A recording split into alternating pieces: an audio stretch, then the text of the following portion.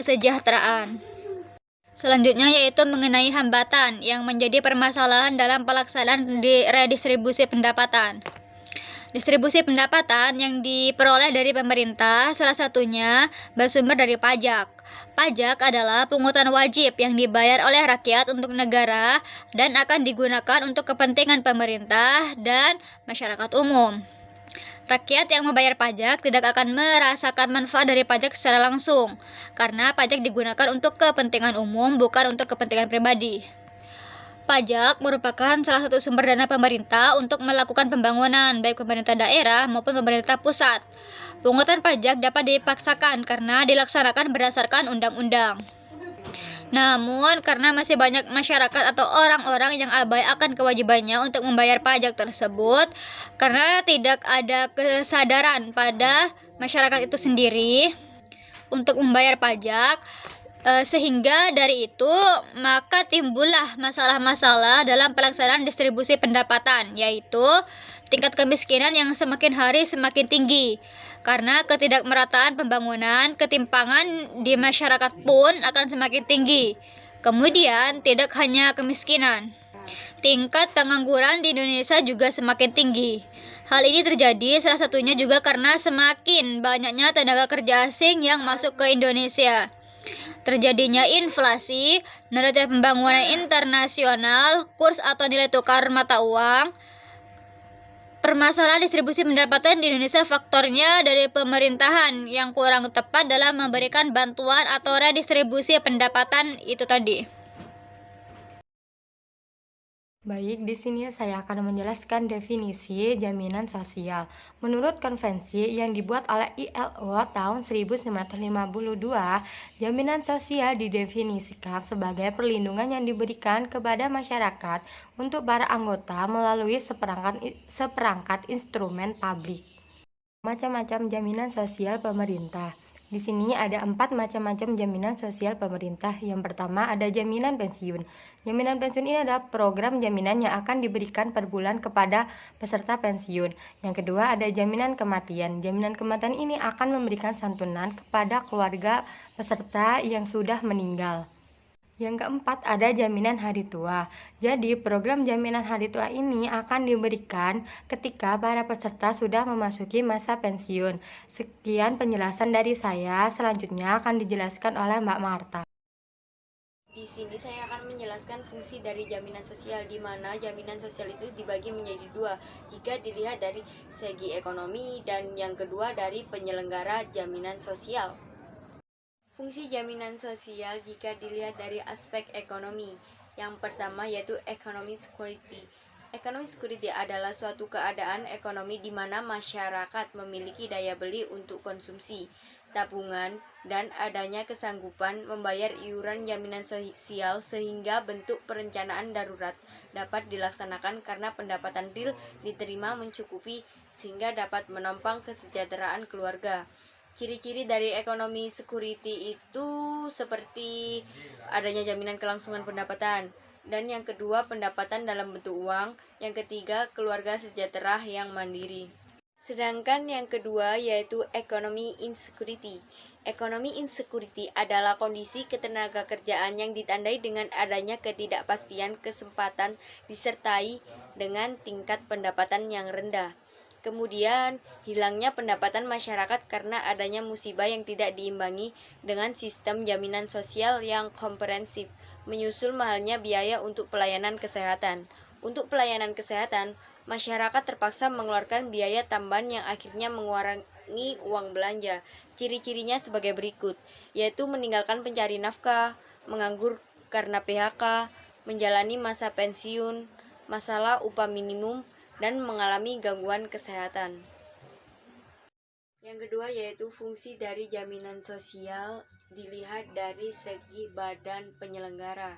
Kebijakan pemerintah dalam jaminan sosial. Dalam pembukaan Undang-Undang Dasar Negara Republik Indonesia tahun 1945 diamanatkan bahwa tujuan negara adalah untuk meningkatkan kesejahteraan rakyat. Dalam perubahan keempat Undang-Undang Dasar Negara Republik Indonesia tahun 1945, tujuan tersebut semakin dipertegas, yaitu dengan mengembangkan seluruh rakyat Sistem jaminan negara yang bertujuan memberikan kepastian perlindungan dan kesejahteraan sosial bagi seluruh rakyat sebagaimana diamanatkan dalam pasal 28H ayat 1, ayat 2 dan ayat 3 dan pasal 34 ayat 1 dan ayat 2 Undang-Undang Dasar Negara Republik Indonesia tahun 1945. Namun, secara umum, fungsi jaminan sosial adalah hak setiap warga negara untuk mendapatkan kepastian atas perlindungan dan kesejahteraan masyarakat di masa depan. Untuk selanjutnya akan dijelaskan oleh Fitri. Baik, selanjutnya yaitu sasaran pemberian jaminan sosial. Adapun tujuan dari diadakannya program bantuan sosial tersebut ialah untuk memperkuat bidang jaring pengaman sosial. Bidang jaring pengaman sosial ini untuk menopang kebutuhan masyarakat serta memastikan pemulihan kesehatan dan gizi masyarakat. Bantuan sosial yang disalurkan kepada masyarakat dapat berupa sembako atau bahan pangan lainnya. Pemerintah menyalurkan untuk melalui program yang telah disetujui tersebut, yaitu dengan memberikan sedikit upah bagi pegawai pemerintah yang melakukan survei terhadap program bantuan sosial. Ini sangat membantu dalam memfasilitasi program sosial karena bantuan sosial dapat diterima secara langsung kepada masyarakat untuk mengantisipasi agar tidak adanya penyalahgunaan bantuan sosial yang akan disalurkan kepada masyarakat. Dalam sasaran jaminan sosial merupakan hak setiap warga negara untuk mendapatkan kepastian atas perlindungan dan kesejahteraan masyarakat di masa depan. Negara menjamin kepastian tersebut dengan membentuk lembaga penyelenggaraan jaminan sosial sebagai untuk memenuhi kewajiban negara dalam melindungi warga negaranya. Ada 3 kriteria untuk memenuhi sasaran jaminan sosial pemerintah. Yang pertama yaitu masyarakat miskin yang memenuhi indikator. Masyarakat miskin di sini yaitu suatu kondisi di mana fisik masyarakat yang tidak memiliki akses ke prasarana dan sarana dasar lingkungan yang memadai, dengan kualitas perumahan dan pemukiman yang jauh di bawah standar kelayakan, serta mata pencarian yang tidak menentu yang mencakup seluruh multidimensi, yaitu dimensi politik, dimensi sosial, dimensi lingkungan, dimensi ekonomi, dan dimensi aset. Kemudian yang kedua, masyarakat desa tertinggal. Masyarakat desa tertinggal di sini yaitu suatu desa yang minimnya infrastruktur dari pemerintah, kemudian masalah kemiskinan dan keterlambatan pendidikan menjadi masalah utama, dengan minimnya akses menuju perkotaan. Kemudian yang ketiga yaitu masyarakat berpenghasilan rendah. Masyarakat berpenghasilan rendah atau yang sering disebut dengan MBR adalah masyarakat yang mempunyai keterbatasan daya beli sehingga perlu mendapatkan dukungan pemerintah untuk memperoleh rumah atau penghidupan yang layak. Peran pemerintah dalam redistribusi. Kegiatan dalam mengadakan redistribusi terdapat 2 aspek analisis dari sektor publik. Yang pertama yaitu pendekatan normatif yang memfokuskan pada apa yang harus dilakukan pemerintah, seperti pemerintah melakukan survei terhadap masyarakat miskin di daerah tertinggal. Yang kedua yaitu pendekatan positif yang memfokuskan pada penggambaran dan menjelaskan secara nyata apa yang dilakukan pemerintah dan konsekuensinya, seperti pembangunan infrastruktur. Selanjutnya saya akan menjelaskan tentang prospek dan tantangan redistribusi jaminan sosial. Yang pertama yaitu faktor pengetahuan dan pendidikan.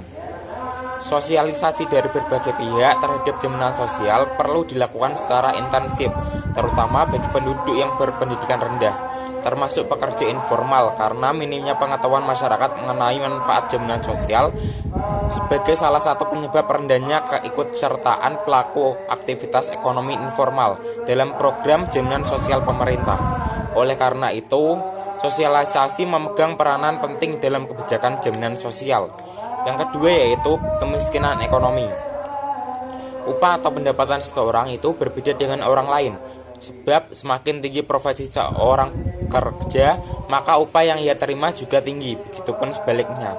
Karena upah atau pendapatan sangat mempengaruhi pekerja dalam mengikuti program jaminan sosial. Dalam penentuan setoran program jaminan sosial nasional perlu memperhatikan kondisi perekonomian dan kebutuhan hidup pekerja. Yang ketiga yaitu kelembagaan. Dalam pelaksanaan jaminan sosial masih mengalami kendala. Kendala ketiga yaitu birokrasi. Birokrasi yang rumit dan tidak efisien telah memperlambat pelayanan jaminan sosial nasional. Hal ini seperti yang ditemukan dalam Jamkesmas sebagai persyaratan administrasi, sehingga masyarakat cenderung enggan untuk memanfaatkan Jamkesmas karena dalam berbagai kebijakan pemerintah tidak mampu memutus sekat birokrasi rumit menjadi yang praktis dan cepat. Oleh karena itu, dalam sistem jaminan sosial nasional yang diperlukan adalah sistem yang praktis. Misalnya dalam pelayanan jaminan sosial nasional harus mampu menembus lintas sektoral dan provinsi. Untuk mendukung langkah tersebut, maka sistem online diperlukan sehingga ketika masyarakat mengakses bisa dilakukan dengan mudah. Selanjutnya akan dijelaskan oleh Yuslinda. Selanjutnya, saya Yuslinda Octavia Rosa, NIM 19, akan menjelaskan mengenai studi kasus. Studi kasus yang diambil yaitu penyelenggaraan sistem jaminan sosial di Indonesia. Implementasi program jaminan sosial nasional oleh BPJS, baik kesehatan maupun ketenagakerjaan, dinilai belum memenuhi mandat undang-undang dan kebutuhan masyarakat. Persoalan dalam pelaksanaan program jaminan sosial tidak melulu bertumpu pada BPJS Kesehatan maupun BPJS Ketenagakerjaan semata. Ada peran dan tanggung jawab instansi lain seperti Kementerian Kesehatan, Kementerian Sosial, Kementerian Ketenagakerjaan, Kementerian Dalam Negeri, Dewan Jaminan Sosial Nasional, termasuk juga pemerintah daerah serta instansi terkait lainnya, di mana antar instansi atau lembaga ini saling melampaui kewenangannya yang dipicu akibat ketidakharmonisan regulasi sehingga bermasalah pada saat pelaksanaan. Dalam kasus penyelenggaraan sistem jaminan sosial, di samping memperhatikan asas, prinsip, dan tata kelola yang baik, juga diperlukan beberapa fasilitas seperti bursa tenaga kerja aktif untuk penyaluran kembali bagi para pekerja yang terkena PHK agar yang bersangkutan dapat dipekerjakan kembali untuk kelanjutan kepesertaan.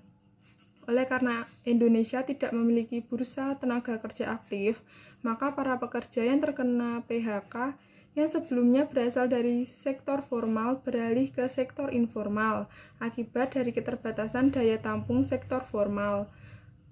Para pekerja yang bekerja pada sektor informal pada akhirnya menjadi miskin karena ketidakpastian usaha dalam sektor informal. Bukan perkara mudah mengurai persoalan dalam jaminan sosial bidang ketenagakerjaan. Solusi dari Kementerian Ketenagakerjaan ke depan akan fokus melakukan perubahan. Salah satunya terkait program jaminan kehilangan pekerjaan pada draft RUU tentang Cipta Kerja. Sekian presentasi dari kelompok 3. Bila ada kesalahan maupun kekurangan, mohon dimaafkan. Terima kasih. Wassalamualaikum warahmatullahi wabarakatuh.